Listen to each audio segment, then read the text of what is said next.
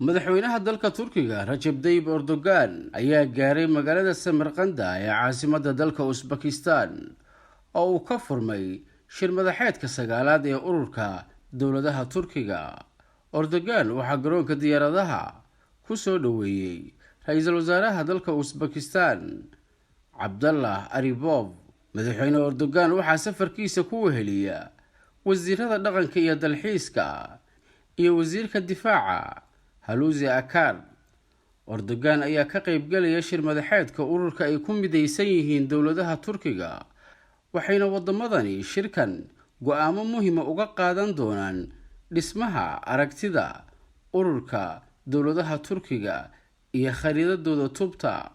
madaxweynaha Uzbekistan oo shir madaxeedkan marti gelinaya ayaa inta uu shirku socdo waxa uu madaxweyne Erdogan guddoonsiin doonaa bilad qaran iyo biladda sare ee saynisyahanka ummadda Turkiga, iyadoo madaxweynaha Uzbekistan uu uga mahadcelinayo Erdogan adeegyada uu u qabtay caalamka Turkiga.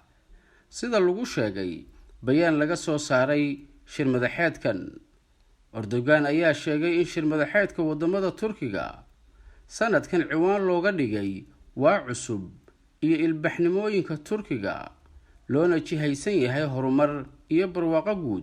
wadamada shirkan ka qayb galaya ayaa ah wadamo badan oo dadkoodu ay Turki yihiin kuna hadla afka Turkiga isla markaana wadaaga isir af iyo dhaqanba.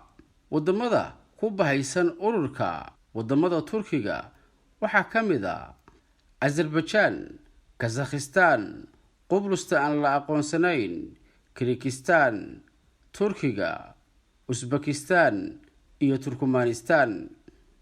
ujeedada ugu weyn ee ururka dowladaha Turkiga ayaa ah xoojinta iskaashiga ka dhaxeeya dowladaha xubnaha ka ah sida arrimaha dibadda, dhaqaalaha, gaadiidka, cashuuraha, dalxiiska, waxbarashada, warbaahinta, ciyaaraha iyo arrimaha dhalinyarada.